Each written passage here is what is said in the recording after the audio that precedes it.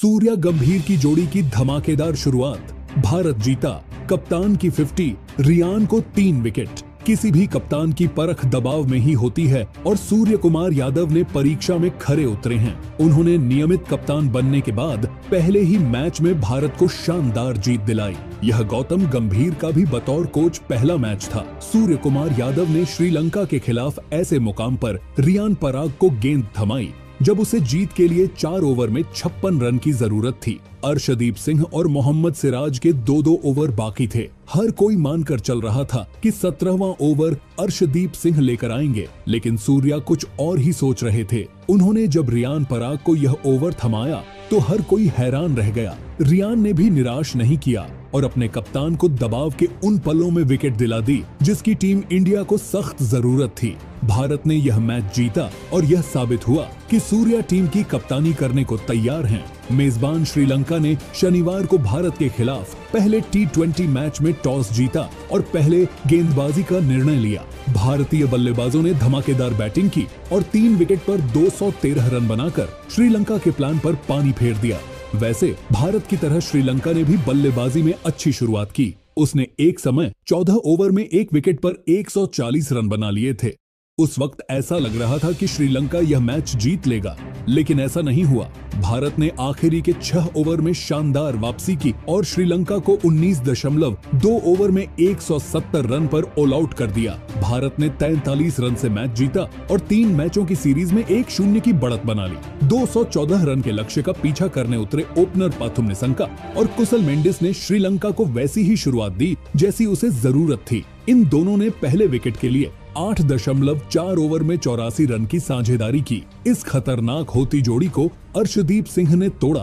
पारी के 9वें ओवर में कुशल मेंडिस ने अर्शदीप की गेंद पर डीप स्क्वायर लेग में बड़ा छक्का लगाया। उन्होंने अगली गेंद पर भी छक्का लगाने की कोशिश की, लेकिन इस बार गेंद यशस्वी जायसवाल को पार नहीं कर सकी। कुशल मेंडिस ने आउट होने से पहले 27 गेंद पर 45 रन बनाए। कुशल मेंडिस के आउट होने के बाद भी श्रीलंका ने अच्छी बैटिंग जारी रखी। जमकर खेल रहे ओपनर पाथुम निसंका को इस बार कुशल परेरा के रूप में अच्छा जोड़ीदार मिला। इन दोनों ने टीम को 14 ओवर में 140 रन तक पहुंचा दिया। उस वक्त भारतीय टीम दबाव में थी।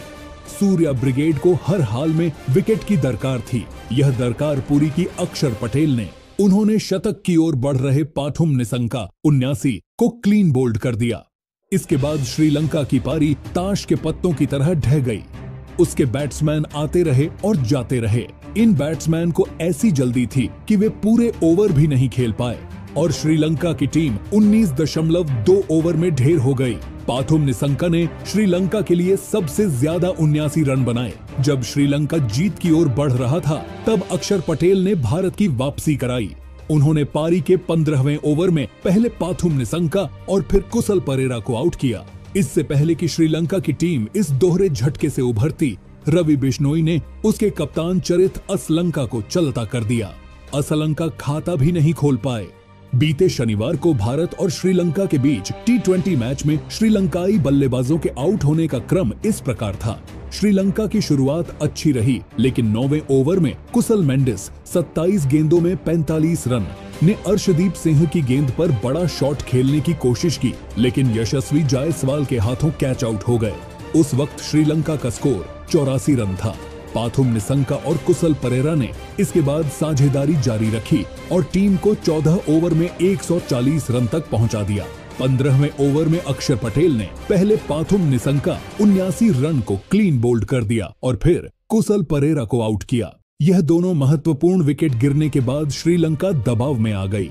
रवि बिश्नोई ने अगली गेंद पर श्रीलंका के कप्तान चरित असलंका को आउट किया, जो खाता भी नहीं खोल पाए थे।